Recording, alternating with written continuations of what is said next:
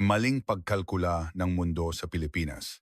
Sa totoo lang, Profesor, hindi ko maintindihan kung ano ang estratehikong halaga ng Pilipinas. Kung walang Amerika, tapos na ang Pilipinas, hindi ba? Isang profesor mula sa Harvard Kennedy School's Strategic Security Program ang nagsabi noon. Ang bigat ng katahimikan ay bumalot sa buong lecture hall. Si Juan Carlos J.C. Reyes, isang exchange student mula sa Pilipinas na may dugong sino, ay bahagyang ngumisi. Walang katuturan iyan, Profesor, sabi niya. Kung totoong ganoon kalakas ang Pilipinas, bakit kailangan nilang itago ito hanggang ngayon? Si Professor Edwards, na may seryosong ekspresyon, ay matalim siyang tiningnan. Huwag kang ngumisi, JC, sabi niya. Ang bansa mo ang maaaring unang mapahamak dahil sa maling akalang iyan. Sa Harvard University, ang pinakatanyag na universidad sa Amerika, ang klase ni Professor John Edwards sa International Security and Strategy ay malapit nang magsimula. Bago tayo magpatuloy, kung maaari ninyong pindutin ang like button, malaking tulong iyon sa paggawa ng mga ganitong kwento. Ngayon, simulan na natin. Isang kakaibang tensyon ang bumalot sa lecture hall ng Harvard Strategic Security Program. 12-dosenang estudyante ang naghihintay sa lecture ni Professor John Edwards. Nang pumasok ang profesor, ang bulungan ay biglang tumahimik. Ngayong araw, tatalakayin natin ang dinamika ng Timog Silangang Asya, partikular na ang tensyon sa West Philippine Sea at ang relasyon nito sa mga kalapit na bansa. Bago pa man makapagpatuloy si Professor Edwards, isang kamay ang itinaas ni J.C. Reyes na nakaupo sa harapan. Professor, sa totoo lang, hindi ko maintindihan kung ano ang estratehikong halaga ng Pilipinas. Kung wala ang Amerika, hindi ba tapos na sila? Ang buong silid ay natigilan. Si Marco Johnson, isang Filipino-American, ay umiling na lang. Namula ang mukha ng ilang Pilipinong estudyante sa silid. Ngunit si Professor Edwards ay hindi nagsalita. Dahan-dahan siyang lumakad patungo sa pisara. May mali ba sa sinabi ko, Professor? Tanong ni JC. At saka, Professor, ang Pilipinas ay hindi naman ganoon kalakas. Isa lang itong maliit na bansa sa Asya. Nanatiling tahimik si Professor Edwards. Sa pisara, isinulat niya ang dalawang salita sa malalaking letra. Strategic miscalculation. Mga estudyante, pansamantala nating isasantabi ang nakatakdang lecture ngayon. Sa halip, gusto kong talakayin ang pinakamalaking pagkakamali na nagawa ng international security community sa loob ng ilang dekada. Ang kanyang boses, bagamat kalmado, ay umalingaw-ngaw sa buong silid. Ang iyong komento, Ginoong Reyes, ay nagkataong perpektong akma sa paksang tatalakayin ko ngayon. Binuksan ng profesor ang kanyang laptop at ikinonekta ito sa projector. Taimtim siyang tiningnan ng mga estudyante. Ang lecture na ito, simula ngayon, ay magbabago ng nilalaman. Ang pamagat ay ang maling pagkalkula ng mundo sa Pilipinas, isang estratehikong sakuna na naghihintay. Agad na nag-react si Marco. Ano po ang ibig ninyong sabihin, Professor? Sandaling tumahimik ang profesor, pagkatapos ay dahan-dahang tumingala sa mga estudyante. Kayong lahat ay mga magiging leader sa larangan ng international security sa hinaharap.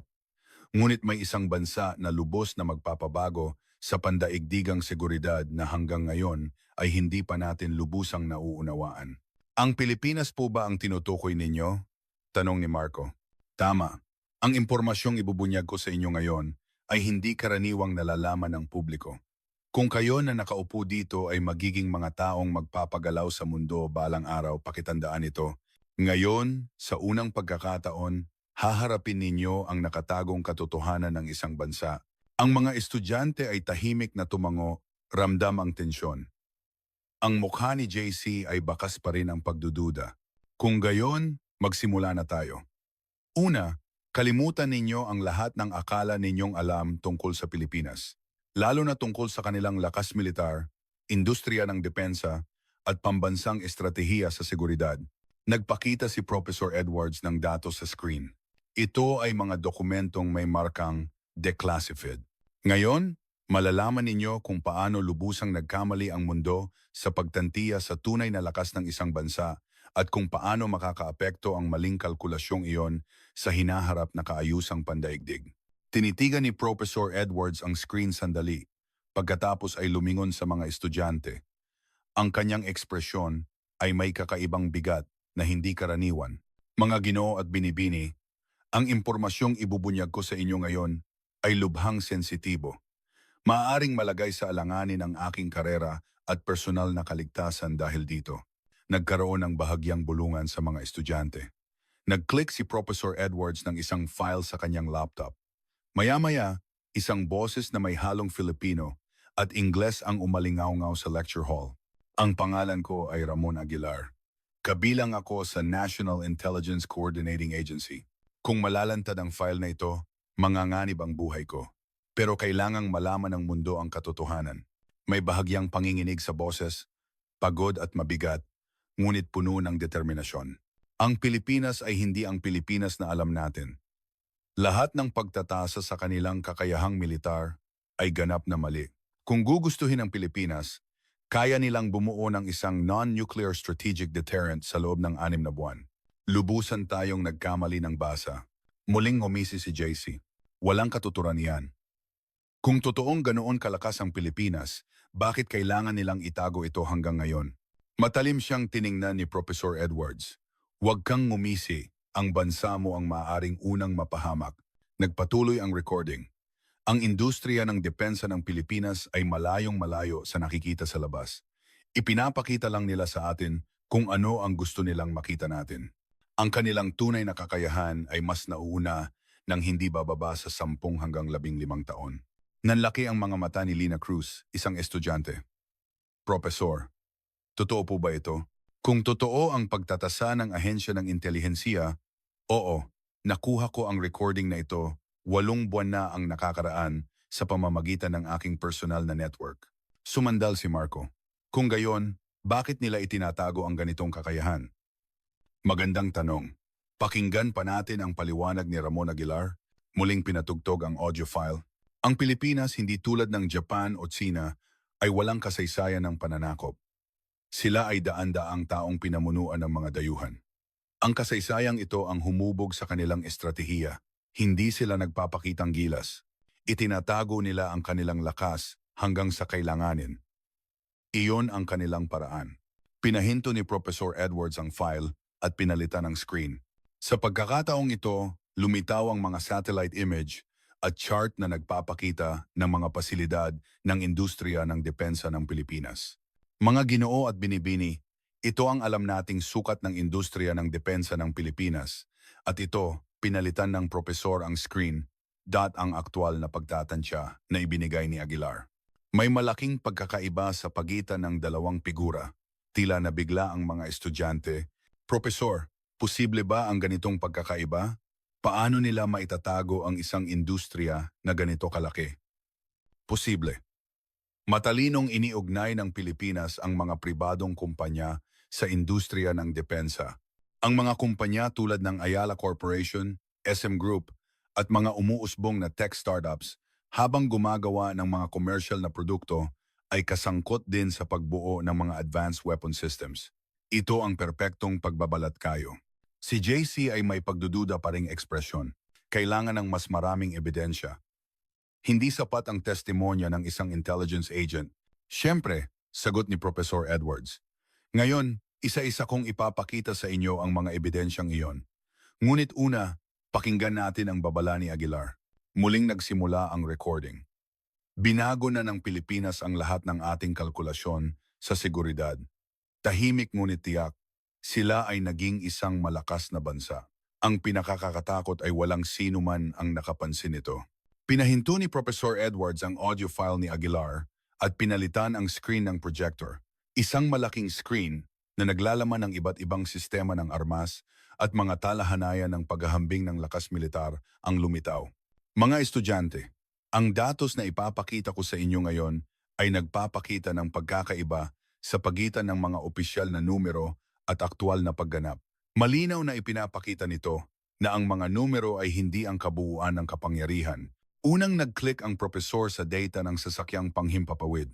Lumitaw sa screen ang larawan ng FA-50PH fighter jet ng Pilipinas. Ang FA-50PH ng Pilipinas sa papel ay ikinategorya bilang isang light combat aircraft. Ngunit ano ang tunay na kakayahan nito sa labanan? Binuksan niya ang isa pang file. Ito ay isang ulat ng pagsusuri mula sa isang dayuhang ahensya ng intelihensiya na may markang top secret. Ito ay isang ulat na nagsusuri sa pagganap ng FA 50PH. Ang kanilang conclusion ay nakakagulat. Ang mga modelong na-upgrade sa loob ng bansa ay nagpakita ng kakayahang pandigma na halos katumbas ng isang F-16 Block 52 at sa ilang mga sitwasyon sa labanan, mas mahusay pa ang pagganap nito. Nagtaas ng kamay si JC. Profesor, paano man ay tila isang pinalaking pagtatasa iyan. Paano magiging posible iyon para sa isang maliit na sasakyang pandigma? Hindi ito pinalaki, mariing sabi ng profesor. Sa larangan ng Systems Integration at Electronic Warfare, ang mga na-upgrade na FA-50PH ay higit na lumampas sa mga inaasahan. Ang presyo nito ay 60% ng isang F-16, ngunit ang pagganap ay umaabot sa 1.5%. Ito ay ang sukdulang pag-maximize ng cost effectiveness. Sumunod ang Kalasag Missile Defense System, isang kathang-isip na lokal na sistema. Sa isang video na tila kuha sa isang aktwal na sitwasyon ng labanan, matagumpay na naharang ng Kalasag System ang maraming missile mula sa iba't ibang lokasyon sa loob ng 3 minuto. Tingnan ninyo ang interception success rate ng Kalasag Missile Defense System. Sa mahigit 95% na tagumpay, ginagawa nitong walang silbi ang mga missile ng kaaway. Ang ganitong katumpakan ay kabilang sa pinakamataas sa buong mundo. Nagpatuloy ang profesor sa pagpapakita ng mga na-upgrade na kakayahan ng mga Sabra light tank, ang electronic warfare capabilities ng mga Jose Rizal class frigate at ang interception success rate ng iba pang missile defense systems. Lahat ng data ay may dalawang hanay, expected at actual. Ang actual na pagganap ay palaging higit na mataas kaysa sa inaasahan. Nagtanong si Lina. Profesor, ano po ang sanhi ng ganitong pagkakaiba? Magandang tanong. Sagot ng profesor. Sinasadya ng Pilipinas na babaan ang pagganap ng kanilang mga sistema ng armas kapag inilalabas ito sa publiko. Nagbibigay sila ng mga numerong 20% hanggang 30% na mas mababa kaysa sa aktwal na pagganap. At kahit iyon, ang pinakamababang kinakailangang impormasyon lang ang kanilang inilalabas. Sumingit si Marco. Kung gayon, walang sino man ang nakakaalam ng aktwal na pagganap? Tama. Pakinggan muli natin ang ulat ng intelligence agent na si Ramon Aguilar. Muling nagsimula ang recording. Hindi ito mga numero ng isang middle power na bansa. Ito, sa katunayan, ay top-tier combat capability. Ang Pilipinas ay isang teritoryong nagtatago ng mga Diyos. Sinasadya nilang hikayatin ang mababang pagtingin sa kanilang kakayahan at lahat tayo ay nahulog sa bitag na iyon. Muling pinalitan ni Professor Edwards ang screen. Sa pagkakataong ito ay isang pagsusuri sa budget ng depensa ng Pilipinas. Tingnan ninyo. Opisyal, ang gastusin sa depensa ng Pilipinas ay humigit kumulang 1.5% ng GDP. Ngunit hindi kasama sa numerong ito ang mga bahagi ng R&D ng mga pribadong kumpanya na maaaring gamitin sa militar, ang gastos sa pagpapanatili ng malawak na reserve force, at ang military application value ng pambansang infrastruktura. Ang tunay na kakayahan sa paglikha ng lakas militar ay katumbas ng humigit kumulang 3.8% ng GDP. Si JC ay may pagdududa pa ring tingin. Kahit na hindi pa rin ito maikukumpara sa China o Amerika, hindi ba? Tumango si Professor Edwards. Sa absolute scale, syempre, may pagkakaiba. Ngunit ang strategic efficiency ay ibang usapan. Pinalaki ng Pilipinas ang kanilang asymmetric warfare capabilities. Ang kakayahang tumpak na tamaan ang kahinaan ng kaaway.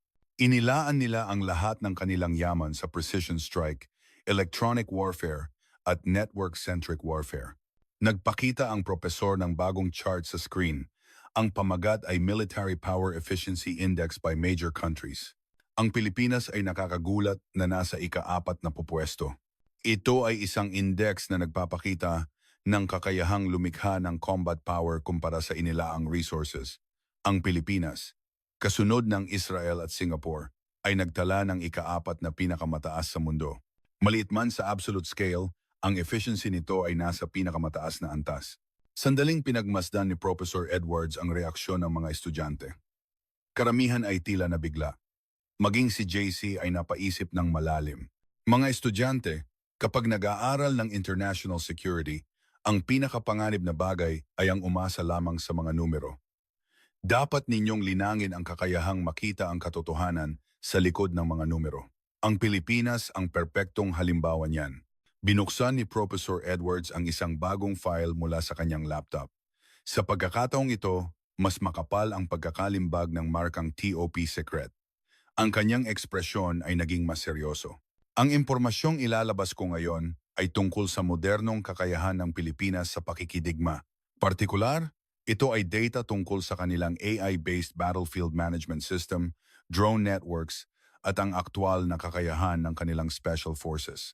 Unang ipinakita ng professor sa screen ang isang diagram na nagpapakita ng isang komplikadong network structure. Sa gitna, makikita ang codename na Sistemang Diwata. Ito ang AI-based real-time command system na binuo ng Pilipinas. Mayroon itong kakayahan na nasa ibang antas kumpara sa mga umiiral na C4I systems. Ang sistemang ito ay real-time na nag-uugnay sa lahat ng elemento sa larangan ng digmaan, sabay-sabay na sinusuri ang libu-libong variable upang magmungkahi ng pinakamainam na plano sa operasyon. Ang sumunod na screen ay nagpakita ng isang simulation video. Ito ay isang eksena kung saan hinuhulaan ng Diwata system ang mga galaw ng kaaway sa isang virtual na sitwasyon ng labanan at nagmumungkahi ng mga countermeasures. Ang sistemang ito ay natuto mula sa data ng mga nakaraang labanan at mga tactical patterns ng mga kalabang bansa. Sa aktwal na labanan, maaari nitong hulaan ang susunod na galaw ng kaaway na may humigit kumulang 82% na katumpakan. Ito ay halos 12% na mas mataas kaysa sa mga katulad na sistema ng Amerika. Nagulat na nagtanong si Marco, paano naging posible ang ganoon kataas na katumpakan dahil sa espesyal na sitwasyon ng Pilipinas? Mahigit 70 taon na silang humaharap sa banta sa West Philippine Sea at nakalikom sila ng napakaraming data. Kasabay nito, mabilis nilang inilapat ang kanilang umuusbong na teknolohiya sa software at AI sa larangan ng militar. Ang mga resulta ng pananaliksik sa AI mula sa mga tech hubs tulad ng sa Makati at Cebu ay mabilis na inililipat sa larangan ng militar. Sunod, ipinakita ng propesor ang isang video tungkol sa isang drone swarm. Daan-daang maliliit na drone ang gumagalaw na parang isang buhay na organismo umaatake sa mga target. Ito ang Langaw Swarm Drone System ng Pilipinas. Ang bawat drone ay mura, ngunit kapag konektado sa isang network, kaya nitong isaturate ang anumang air defense network. Ang bawat drone ay pumapalit sa gawain ng ibang drone na nawasak. Nagtatakang nagtanong si JC, hindi ba't mayroon ding ganyang teknolohiya ang Tsina? May mga katulad na teknolohiya, ngunit ang sistema ng Pilipinas ay ganap na autonomous. Kahit na maputol ang komunikasyon, kaya pa rin nitong isagawa ang misyon. Bukod dito, ang artificial intelligence ng bawat drone ay natututo at umaangkop sa sitwasyon ng labanan. Ito ay isang fundamental na pagkakaiba mula sa mga sistema ng China o Russia. Nag-play ang propesor ng isang nighttime combat video. Ang mga miyembro ng Special Forces ay gumagalaw na parang mga multo sa ganap na kadiliman pinapasok ang target. Ito ay isang aktwal na training video ng Philippine Navy's NAVSOG, mas mabilis at mas tumpak kaysa sa US Navy SEALs. Ang kanilang mga galaw ay tila kaisa ng kadiliman. Ang video ay naglalaman ng mga eksena kung saan ginagamit ng mga miyembro ng Special Forces ang advanced equipment para makapasok sa mga gusali, tumpak na tukuyin at in-neutralize ang mga target. Lahat ng galaw ay perpektong nakasynchronize. Pinahinto ng propesor ang video at tiningnan ang mga estudyante. Ngayon, tanungin ko kayo, mukha ba itong isang sistema para sa depensa lamang? Natahimik ang klase. Dahan-dahang umiling si Marco. Hindi po. Malinaw na ito ay para sa offensive capabilities. Tama, sagot ng propesor. Ang Pilipinas ay lumampas na sa simpleng depensa at lumipat na sa isang active defense strategy. Kung aatakihin sila, may kakayahan na silang magbigay ng ilang beses na mas malakas na ganti. Muling pinatugtog ang recording ni Ramon Aguilar. Ang kanilang special forces at advanced equipment ay ganap na lampas sa aming inaasahan. Akala namin, hindi kayang isagawa ng mga Pilipino ang ganitong antas ng sopistikadong operasyon. Iyon ang aming pinakamalaking pagkakamali. Huminga ng malalim si Professor Edwards at nagpatuloy. Sa loob ng ilang dekada, upang harapin ang asymmetric threat mula sa China, binuo ng Pilipinas ang sarili nilang natatanging asymmetric capabilities. Itinuon nila ang lahat ng kanilang estratehikong pag-iisip sa kung paano i-neutralize ang isang mas malakas na kaaway. Bilang resulta, nagkaroon sila ng ilan sa pinakamataas na antas ng special operations at cyber warfare capabilities sa mundo. Si JC, bagamat may pagdududa pa rin, ay mas seryoso nang nakikinig. Professor, kung may ganitong kakayahan ang Pilipinas, bakit hindi nila ito ipinagmamalaki hanggang ngayon? Narinig mo na ba ang konsepto ng strategic ambiguity? Sagot ni Professor Edwards.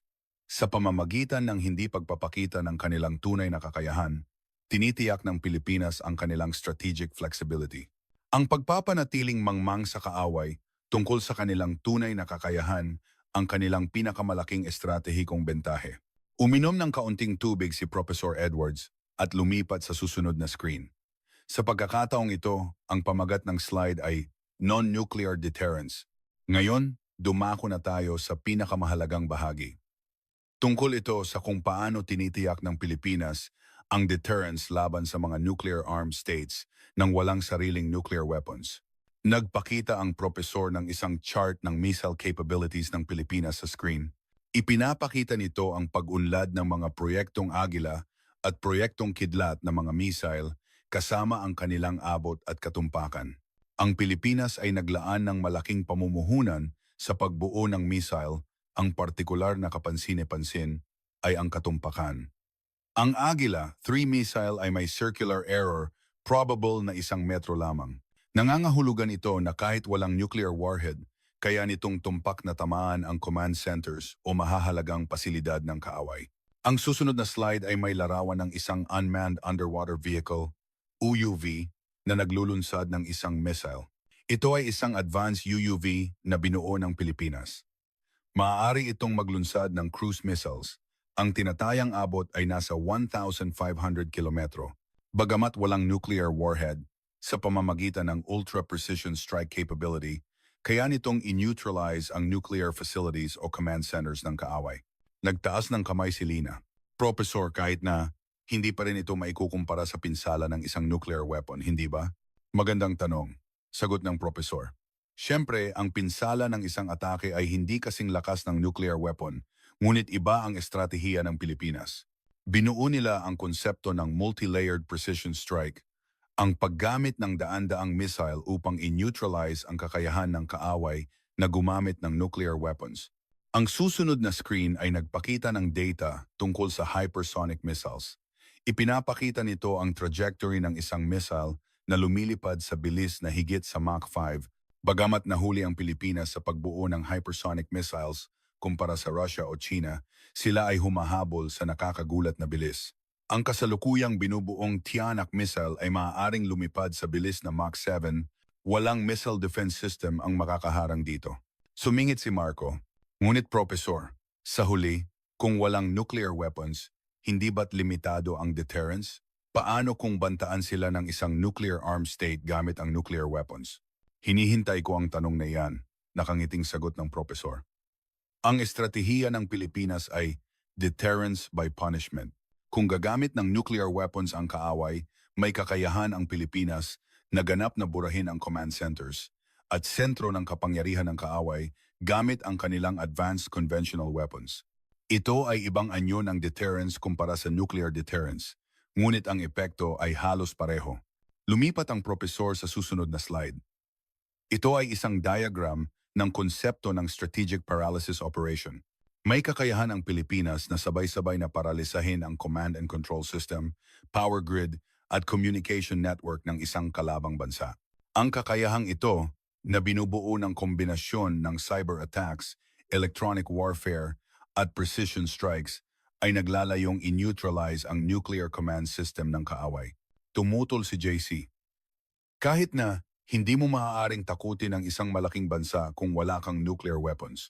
Sa huli, umaasa pa rin ang Pilipinas sa nuclear umbrella ng Amerika, umiling si Professor Edwards. Sa kabaliktaran, mas mapanganib iyon. Alam mo ba kung ano ang ibig sabihin ng isang virtual nuclear state? May kakayahan ang Pilipinas na bumuo ng isang functional nuclear weapon sa loob ng 6 na buwan. Meron na silang enrichment technology, reprocessing technology, at missile technology. Hindi lang nila ito ginagawa. Muling pinatugtog ang recording ni Ramon Aguilar. Kahit anong oras ay maaaring gumawa ng nuclear weapons ang Pilipinas. Ngunit pinili nila ang mas matalinong opsyon. Pinili nila ang isang estratehiya na maaaring magpaluhod sa kalaban nang hindi man lang umaatake. Ito ang pinakamalaking maling kalkulasyon na aming nagawa. Minaliit namin ang isang bansang walang nuclear weapons. Isinara ni Professor Edwards ang screen at binuksan ang ilaw sa silid-aralan. Ang mga mukha ng mga estudyante ay pinaghalong pagkabigla at paghanga. Mga estudyante, ang ginawa ng Pilipinas ay muling isinusulat ang mga teorya ng international security. Pinatunayan nila na posible na makamit ang strategic balance laban sa mga malalakas na bansa kahit walang sukdulang sandata tulad ng nuclear weapons. Kung gayon, bakit hindi ipinagmamalaki ng Pilipinas ang kakayahang ito? Tanong ni Lina. Isipin muli ang konsepto ng strategic ambiguity. Kung ipapakita mo ang lahat ng iyong baraha, bababa ang iyong bargaining power. Sa pamamagitan ng pagtatago ng kanilang tunay na kakayahan, tinitiyak ng Pilipinas ang mas malaking strategic flexibility, tumango si Marco. Tulad sa isang laro ng poker, kung saan hindi mo ipinapakita ang iyong mga baraha, eksakto. Ngayon, pakinggan natin ang pinakamahalagang pagtatasa ni Ramon Aguilar. Nag-play ang recording. Itinatag ng Pilipinas ang unang bagong modelo ng non-nuclear deterrence sa mundo. Pinatunayan nila na posibleng pigilan ang isang nuclear-armed state kahit walang nuclear weapons. Ito ay isang bagong paradigma na maaaring ganap na magpabago sa pandaigdigang kaayusan sa seguridad sa hinaharap. Muling binuksan ni Professor Edwards ang kanyang laptop at sinimulan ang isang video conference program. Lumitaw sa screen ang isang babae na may brown na buhok at matalas na mga mata. Tila may kaunting kaba sa kanyang ekspresyon. Mga estudyante, siya si Sarah Wilson, isang kilalang British journalist na dalubhasa sa international conflict. Sa nakalipas na 4 na taon, sinisiyasat niya ang kultura militar ng Pilipinas. Sarah, maaari mo bang ibahagi sa mga estudyante ang iyong karanasan? Tumango si Sarah at nagsimulang magsalita, may bahagyang British accent. Magandang araw, mga estudyante ng Harvard. Noong una akong dumating sa Pilipinas, akala ko ay bibisitahin ko lang ang isa pang kaalyado ng Amerika. Ngunit ang nasaksihan ko ay isang ganap na naibang mundo. Uminom siya ng kaunting tubig at nagpatuloy. Ang pinakanakakagulat ay ang kamalayan sa depensa na nakatanim sa lipunang Pilipino. Nakilala ko ang mga estudyante sa universidad. Karamihan sa kanila ay sumailalim na sa military training. Ang kanilang kamalayan sa seguridad at kakayahang tumugon sa krisis ay nakakagulat. Ibang-iba sa mga estudyante sa Amerika o Europa. Nagbago ang screen ni Sarah at lumitaw ang mga larawan. Mga kabataang nagsasanay sa isang civil defense training ground, mga eksena ng air raid at evacuation drills. Ang mga kabataang Pilipino, habang nag-aaral sa kolehiyo, ay sumasailalim sa taunang civil defense training. Ang paghahanda para sa isang emergency ay naging bahagi na ng kanilang pang-araw-araw na buhay. Ngunit ang mahalaga ay ang kanilang saloobin. Ang kaseryosohan at sistematikong pagtugon ng mga estudyanteng nakita ko sa training ground ay kahanga-hanga.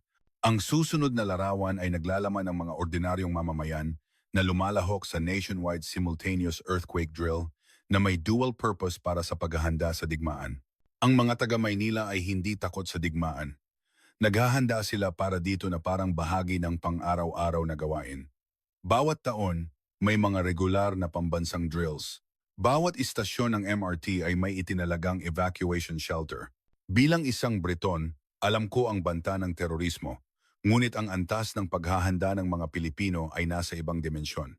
Sandaling huminto si Sarah sa pagsasalita at huminga ng malalim. Ang pinaka-nakakagulat ay ang dual nature ng lipunang Pilipino.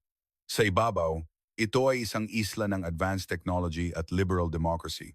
Ngunit sa ilalim nito, mayroong isang bakal na kamalayan sa depensa.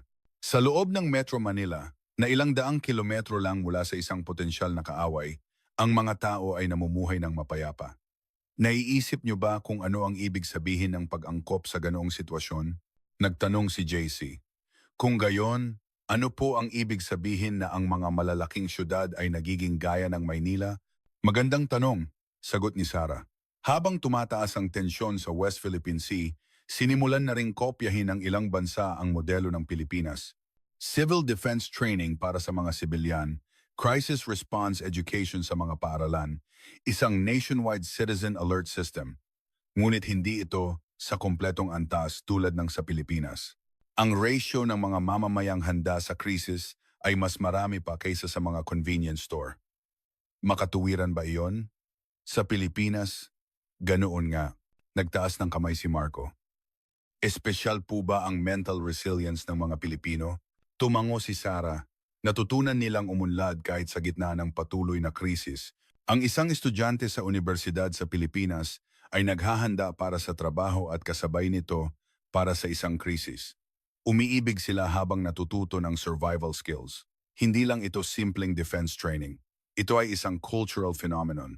Ipinakita ni Sarah ang susunod na larawan, ang mga underground air raid shelters at tunnel systems ng Pilipinas. Ito ay isang larawang kinunan ko na may espesyal na pahintulot. Ang buong Pilipinas ay may ganitong mga pasilidad.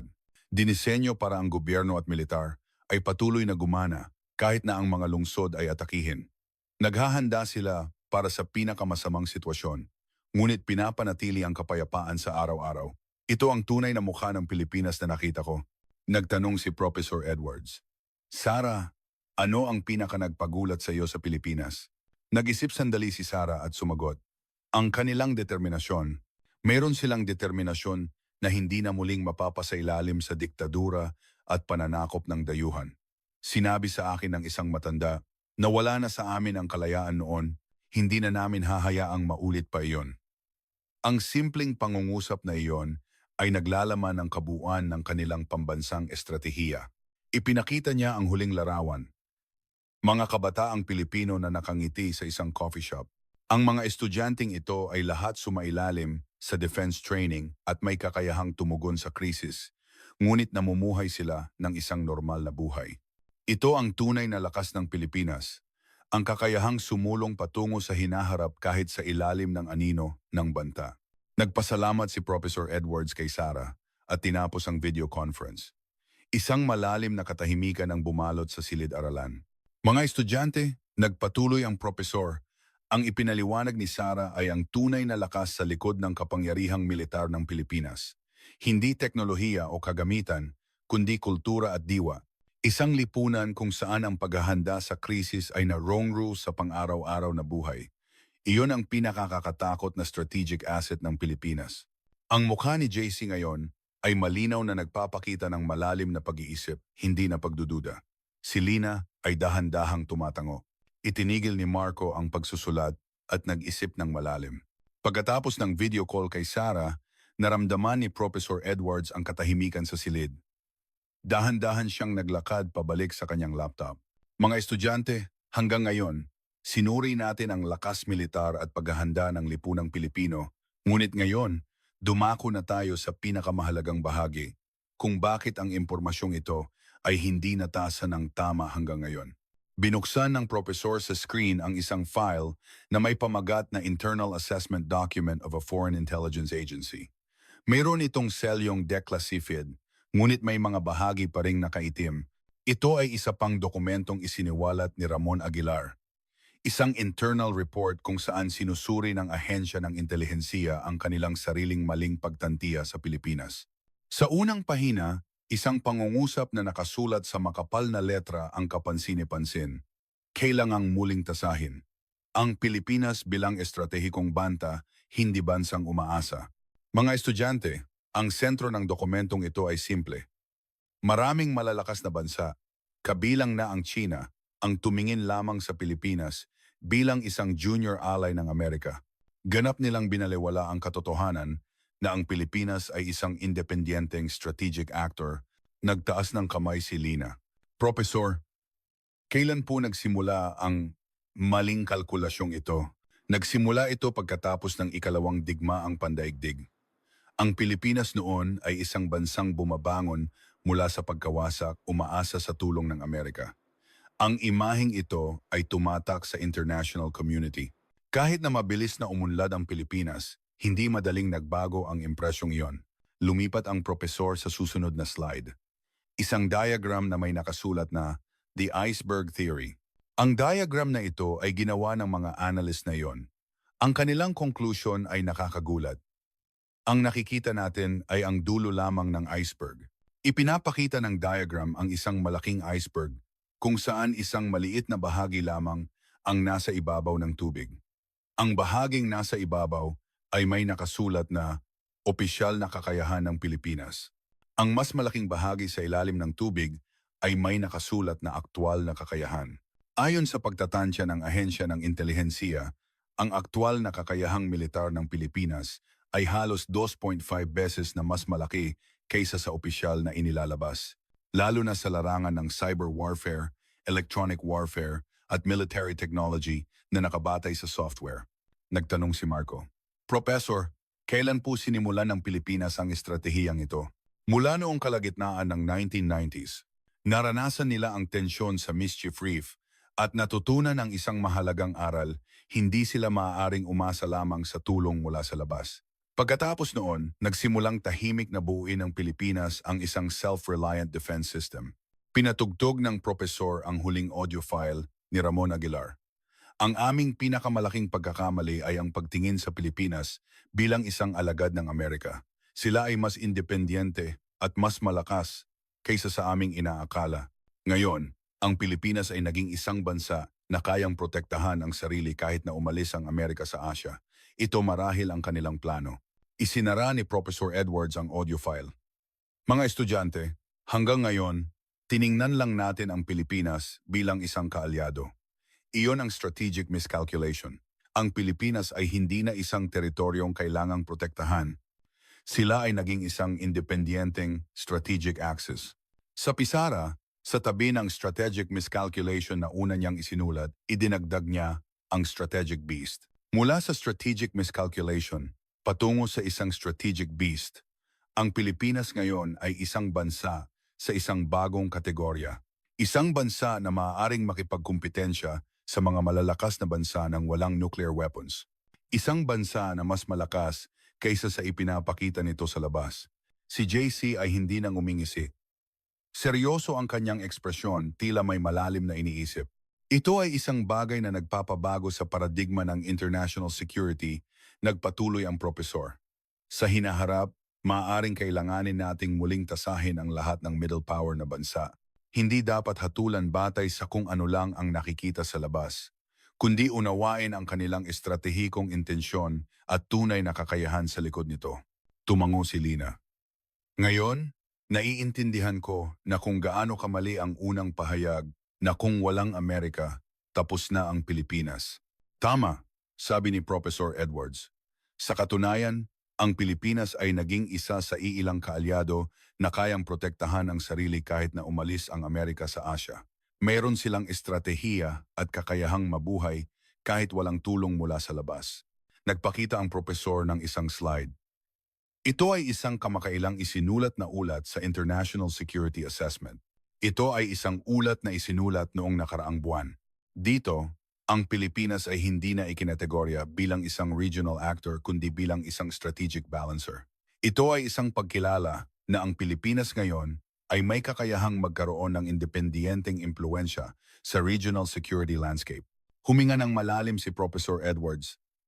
Mga estudyante, kasalukuyan nating nasasaksihan ang isang paradigm shift sa international security. Ang kaso ng Pilipinas ay magiging modelo para sa maraming middle power na bansa sa hinaharap. Ang simula ng isang bagong paradigma kung saan posible na labanan ang malalakas na bansa ng walang nuclear weapons. Isinara ni Professor Edwards ang kanyang laptop at muling tiningnan ang mga estudyante. Ngayon, dumako na tayo sa huling conclusion. Hanggang ngayon, sinuri natin ang lakas militar, estratehiya, paghahanda ng lipunan, at ang maling pagtantiya ng international community sa Pilipinas. Ngunit mayroon pang isang pinakamahalagang tanong. Bakit itinatago ng Pilipinas ang lahat ng ito? Isang tensyon ang bumalot sa silid. Lahat ng estudyante ay nakatuon sa sinasabi ng propesor. Karaniwan, ipinagmamalaki ng mga bansa ang kanilang lakas militar. Nagdaraos sila ng mga military parade, Inilalantad ang mga missile launch, ipinagmamalaki ang mga advanced weapons. Ganyan ang North Korea, Russia, at China. Ngunit pinili ng Pilipinas ang ibang landas. Tila nag-isip ng malalim si Professor Edwards at sandaling tumahimik na natili silang tahimik dahil hindi nila kailangan. Ang katahimikan ng Pilipinas ay hindi dahil sa kakulangan sa paghahanda, kundi dahil hindi kailangang ipakita, nagtanong si Marco. Kung gayon, Professor, ang estratehiya ba ng Pilipinas ay isang sinasadyang panlilin lang? Mas tumpak na sabihing strategic ambiguity kaysa panlilin lang, sagot ng Professor. Kapag hindi alam ng kalaban ang iyong kakayahan, ikaw ang may strategic advantage.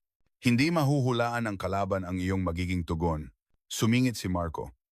Kung gayon, ang katahimikan ng Pilipinas ay hindi tanda ng kahinaan, kundi tanda ng kalakasan. Tama, tango ng Profesor. Ang tunay na malakas ay hindi kailangang ipagmalaki ang kanilang lakas. May pilosopiya ang mga Pilipino. Ang tubig na tahimik ay malalim. Pinili nila ang isang estratehiya ng pagpapatunay sa gawa, hindi sa salita. Naglakad ang Profesor sa harap at nagpatuloy sa pagsasalita. Mga estudyante, ano ang pinakapanganib na bansa sa international relations? Isang bansang may nuclear weapons? Isang bansang may malaking hukbo? Hindi. Ang pinakapanganib na bansa ay ang bansang hindi natin natasan ng tama. Itinago ng Pilipinas ang kanilang tunay na kakayahan sa loob ng ilang dekada. Bilang resulta, minaliit sila ng mundo. Sa wakas, nagsalita si JC. Professor, ibig sabihin ba nito, mali rin ang pagtantiya ng China sa Pilipinas? Tiningnan ni Professor Edwards si JC at dahan-dahang tumango. Oo, ganun din ang China. Sa katunayan, ang China ay isa sa mga bansang pinakamatinding nagkamali sa pagtantiya sa Pilipinas. Ang kanilang historikal na pananaw at pakiramdam ng system superiority ay humadlang sa isang objektibong pagtatasa. Ngunit kamakailan, nagbabago na rin ang pananaw na ito sa loob ng China. Natatandaan niyo ba ang papel mula sa Peking University na binasa natin ngayong semestre? Ang pamagat ay The Hidden Archipelago, The Mainland's Strategic Miscalculation, and the Rise of the Philippines. Tumango si JC. Seryoso ang kanyang ekspresyon. Ang mayabang na saloobin niya sa simula ay ganap nang nawala.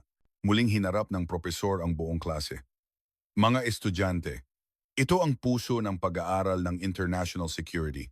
Dapat nating laging tingnan kung ano ang nasa ilalim ng ibabaw. Ang mga opisyal na anunsyo, military parade, at weapon exhibitions ay madalas na hindi sumasalamin sa tunay na kakayahan. Ang tunay na lakas ay nasa katahimikan. Muling ipinakita ng propesor ang isang slide. Ito ay isang pagsusuri sa estratehiya ng Pilipinas. May konsepto ang mga Pilipino. Ang punong mayabong, malalim ang ugat. Ibig sabihin, isang mahusay na tao na hindi ipinapakita ang kanyang lakas. Ginamit ng Pilipinas ang pilosopiyang ito bilang isang pambansang estratehiya. Tahimik nilang pinahusay ang kanilang mga kasanayan, pinalaki ang kanilang lakas ng walang ingay ngunit malalim at tiyak. Isang malalim na katahimikan ang bumalot sa silid. Maging si JC ay nakayuko, dito nagtatapos ang ating lecture ngayon. Sa susunod na linggo, babalik tayo sa ating orihinal na nakaplanong lecture. Ngunit huwag ninyong kalimutan ang aral na natutunan ninyo ngayon. Ang pinakapanganib na pagkakamali sa international security ay ang maliitin ang ibang bansa o rehiyon, lalo na ang mga tahimik na naghahanda. Itinuro ni Professor Edwards ang mga salitang nakasulat sa pisara, strategic miscalculation at strategic beast. Mali ang pagkalkula ng mundo sa Pilipinas. Ang halaga ng maling kalkulasyong iyon ay makakaapekto sa pandaigdigang kaayusan sa mga darating na dekada. Ang strategic beast ay nagising na mula sa pagkakatulog. Wala nang sinuman ang makakatingin sa Pilipinas sa parehong paraan tulad ng dati. Habang paalis na ang propesor sa lecture hall, nagbigay si Lina ng huling tanong. Professor, ano po ang susunod na hakbang ng Pilipinas? Huminto si Professor Edward sa may pinto, nag-isip sandali, at sumagot. Iyan ang pinakakawili-wiling tanong. Sinimulan ng ipakita ng Pilipinas ang kanilang kakayahan. Ngayon, gaganap sila ng mas malaking papel sa pandaigdigang entablado. Ngunit ang kanilang estratehiya ay mananatili pa rin sa katahimikan. Ang tiyak ay ito. Ang mundo ngayon ay nagsisimula ng tumingin sa Pilipinas. At ang Pilipinas ay lubos na mulat sa mga tinging iyon.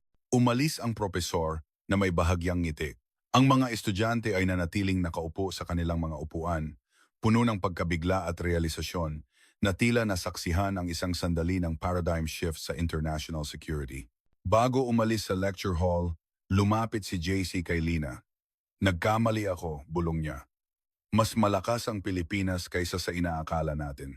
Ngumiti si Lina. May kasabihan, ang katahimikan ay ginto. Ginamit lang iyon ng Pilipinas bilang isang estratehiya. Sabay silang umalis sa lecture hall. Sumunod si Marco sa kanila. Ang campus na nagsisimulang ambonan ay tahimik, ngunit ang kanilang mga isip ay puno ng nakakagulat na katotohanang natutunan nila ngayon. Ang bansang inakala nating isang maliit na arkipelago lamang na halos hindi makatayo sa gitna ng mga malalakas na bansa ay iba pala.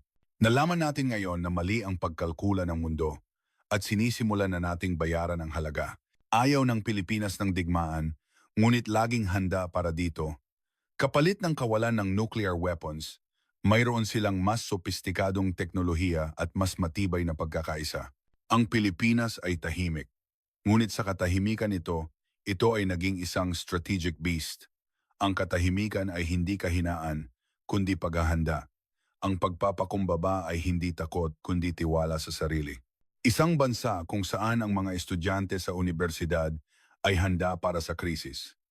Isang rehiyon na may pinakamataas na efficiency sa paggasta sa depensa sa mundo. Isang estratehikong lokasyon na tinatawag na virtual nuclear state. Iyan ang Pilipinas. Kung ngayon, habang binabasa mo ito, may uminit sa iyong dibdib, iyon ay dahil tunay nating minamahal ang magandang islang ito. Sa sandaling ito, tahimik na natatanto ng mundo ang isang bagay. Ang Pilipinas ay hindi na maliit. At hindi na ito maaaring basta-basta na lamang apihin ng sinuman